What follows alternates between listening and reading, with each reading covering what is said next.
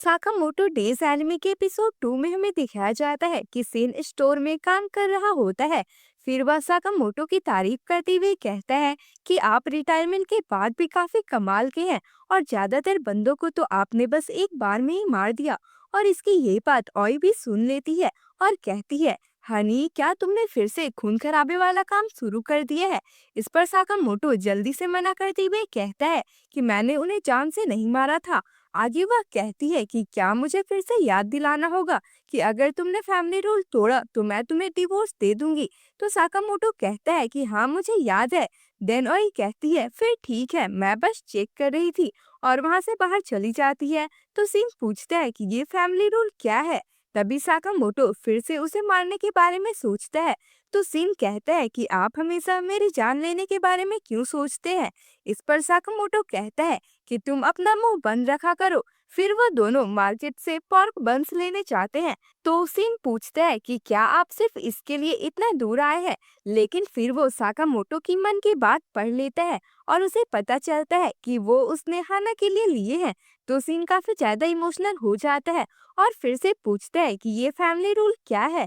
तो साकामोटो उसे नहीं बताता है और वो वहां से जाने लगते हैं। तभी सामने की बिल्डिंग से एक लड़की शीशे तोड़कर जंप करती है और साकामोटो के ऊपर गिर जाती है, जिससे पॉट बंद खराब हो जाता है और साकामोटो काफी दुखी हो जाता है। तभी कुछ लोग उस लड़की को पकड़ने के लिए आते हैं। तो सीन साकामोटो को जल्दी से वहां से निकलने के लिए कहता है, लेकिन वो तो पॉर्क बन के खराब होने के कारण काफी डिप्रेशन में था। वही वो लड़की उन गुंडों को मारना शुरू कर देती है। लेकिन तभी एक बंदा उसे पीछे से पकड़ लेता है और दूसरा बंदा उसे मारने के लिए चाकू निकाल लेता है। लेकिन तभी साकामोटो उसके चाकू को अपने चम्मच से पकड़कर तोड़ देता है और एक ही मुक्के में उसको ढेर कर देता है। और फिर सेन दूसरे बंदे के सर पर मारकर उसे भी निपटा देता है। देन तीसरा बंदा उन पर गन पॉइंट कर देता है। तो वो लड़की अपने स्किल से जल्दी जल्दी उसका भी काम तमाम कर देती है। तभी वहाँ और भी लोग आ जाते हैं। तो साकामोटो उस लड़की को उठाकर भागना शुरू कर देता है और इस तरह से वो बच जाते हैं। फिर अगले सीन में एक बंदा किसी को बता रहा होता है कि दो लोगों ने उसकी भागने में मदद की, हम उनकी जानकारी निकालने की कोशिश कर रहे हैं। तो उसका बॉस कहता है कि तुम उसे फिर से भागने कैसे दे सकते हो, हमने उसे ढूंढने के लिए उसके पूरे खानदान को खत्म कर दिया, तुमने हमारी सारी मेहनत बर्बाद कर दी है। और फिर उस बंदे को अपनी छड़ी से पीटने लगता है और फिर वो उसे वहां से चले जाने के लिए कहता है। तभी एक दूसरा बंदा अपने स्वॉर्ड से उसका सर उड़ा देता है। तो इस बंदे का नाम बाचो होता है और उसका भाई सॉन ही है। और ये जो छोटा बॉस है वो उस लड़की से चाबी लाने की जिम्मेवारी इन्हें सौंप देता है और कहता है कि अगर एक बार वो चाबी हमें मिल गई तो पूरे ब्लैक मार्केट पर हमारा ही राज होगा। तो तुम्हें इसके लिए जो भी करना पड़े तुम कर सकते हो। वहीं वो तीनों भाग रहे होते हैं। तो वो लड़की बताती है कि उसका नाम लू सायो टैंग है और वह एक माफिया फैमिली से है। तो सीन पूछता है कि उन्हें तुमसे क्या चाहिए। इस पर लू बताती है कि उन्हें ये चाबी चाहिए, ये हमारे फैमिली की तिजोरी की चाबी है। फिर सीन कहता है कि बेवकूफी मत करो, ये चाबी तुम्हारे जान से कीमती नहीं है, इसे फेंक दो। इस पर लू कहती है कि मैं ऐसा कभी नहीं करूंगी, माँ और पापा ने इसे बचाने के लिए अपनी जान दे दी। इसी के साथ हमें दिखाया जाता है कि जब इसकी फैमिली खतरे में थी तो लू के फादर ने चाबी उसे देकर भगा दिया था। आगे वह कहती है कि अगर मैं चाबी उन्हें दे दूंगी तो स्वर्ग में अपने माँ बाप को क्या मुंह दिखाऊंगी। इतना बोलकर वो वहां से जाने लगती है।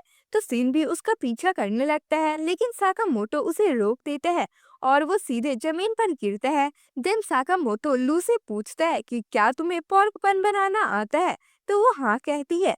तो सीन साकामोटो को लू के चक्करों से दूर रहने का सजेशन देता है, लेकिन साकामोटो लू को बचाने का डिसाइड करता है और बदले में उसे पोर्क बन्स बनाने के लिए कहता है।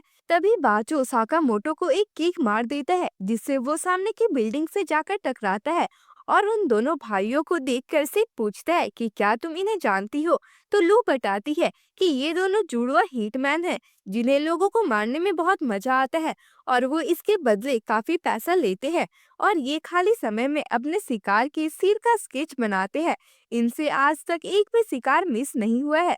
ये सुनकर बाचू खुश होकर कहता है कि लगता है हम फेमस हो गए हैं। इस पर सोनी कहता है, बेवकूफ, हम हीटमैन है, ये हमारे लिए शर्म की बात है। फिर सीन उन्हें मारने के लिए चाहता है, लेकिन सोनी उसे रोक देता है और कहता है कि हमने तुम्हारे दोस्त को मार दिया, क्या तुम इसलिए गुस्सा हो? इस पर सीन कहता है कि तुम बेवकूफ हो जो साकामोटो तारो को नहीं पहचानते हो। तभी बाचो लू के पीछे से उसे मारने वाला होता है, लेकिन तभी साकामोटो उसके टकले पर एक पंच मारता है, जिससे वहां की छत टूट जाती है और सभी नीचे वाले फ्लोर में लैंड करते हैं, जिसे देखकर लू तो कुछ ज्यादा ही इम्प्रेस हो जाती है और बाचो कहता है कि जरूर ये छत कमजोर होगी। फिर सोनी लू से चाबी देने के लिए कहता है, तो वह कहती है कि ये मेरे पेरेंट्स की आखिरी निशानी है, मैं मर जाऊंगी लेकिन तुम्हें ये कभी भी नहीं दूंगी। इस पर सोनी कहता है कि तुम्हारे मम्मी पापा ने भी मरने से पहले यही कहा था, किसी चीज को अपने जान से ऊपर रखना बेवकूफी है। ये सुनकर लू को गुस्सा आ जाता है और वो उन्हें मारने के लिए जाने लगती है, लेकिन साकामोटो उसे रोक देता है और सीन कहता है कि उनके उकसाने में मत आओ। तो लू कहती है कि उस तिजोरी में हमारे पूर्वजों की उम्मीदें हैं, पापा उसे बचाते हुए मर गए। तभी सोनी उसकी तरफ एक चाकू फेंकता है, जो कि साकामोटो पकड़ लेता है। तो लू पूछती है कि तुम मुझे बचाने के लिए अपनी जान खतरे में क्यों डाल रहे हो? ये सुनकर साकामोटो अपने पुराने दिनों में खो जाता है। एक बार जब वो ऑय के लिए क्रिसमस पर गिफ्ट लाता है, तो ऑय उसके चेहरे पर लगे खून को देखकर समझ जाती है कि वो फिर से किसी को मार कर आया है और वो नाराज हो जाती है। तो साकामोटो कहता है कि अगर मैं काम नहीं करता तो तुम्हारे लिए गिफ्ट कैसे लाता? इस पर वह कहती है कि मुझे तुम्हारे खूनी हाथों से कोई भी गिफ्ट नहीं चाहिए। अगर तुम खुद को नहीं बदल सकते हो तो हम साथ में नहीं रह सकते हैं। और फिर वो ब्रीज के ऊपर से कूद जाती है, तो साकामोटो भी उसके पीछे कूद जाता है और उसे कवर कर लेता है, लेकिन स्नो में गिरने के कारण उन्हें कुछ भी नहीं होता। फिर ओई साकामोटो से कहती है कि अगर मैं मर जाती तो तुम्हें दुख होता ना, इसी तरह से हर इंसान किसी न किसी के लिए खास होता है। और फिर वो उससे प्रॉमिस करवाती है कि अब वो किसी को भी नहीं मारेगा और यही उनका फैमिली रूल भी होता है। और जितने लोगों को उसने मारा है उसके भरपाई के लिए जिंदगी भर उसे लोगों की मदद करनी होगी। और उसकी ये सभी यादें सीन भी देख लेते हैं। तभी बाजो और सोनी उस पर अटैक करना शुरू कर देते हैं, जिससे वह काफी आराम से बच जाता है।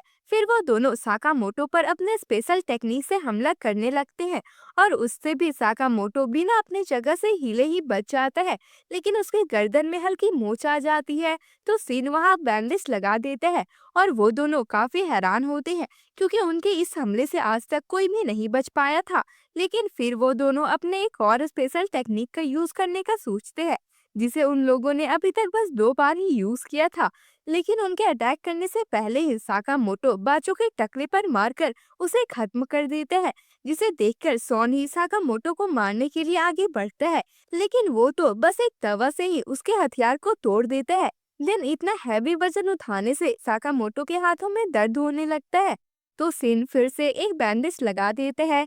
उसी बीच सोनी लू के पास जाने लगता है, लेकिन सिन उसे एक रस्सी की मदद से पटक देता है और फिर साकामोटो उस पर फ्रीज दे मारता है, जिसे देखकर लू पूछती है कि तुम दोनों कौन हो? इस पर साकामोटो केकड़े को खाते हुए कहता है कि हम दुकान में काम करते हैं। तो लू कहती है कि तुम दोनों थोड़े अजीब हो। वहीं वो छोटू बॉस तिजोरी के दरवाजे के सामने उनका वेट कर रहा होता है। तभी साकामोटो और सिन उसके लिए स्पेशल पार्सल लाते हैं। तब तक लू उसके गर्दन पर चाकू रख देती है। ये देखकर उसकी हालत ही खराब हो जाती है और वो अपनी जान की भीख मांगने लगता है। उसके बाद लू उसका मार मार कर हुलिया ही बिगाड़ देती है।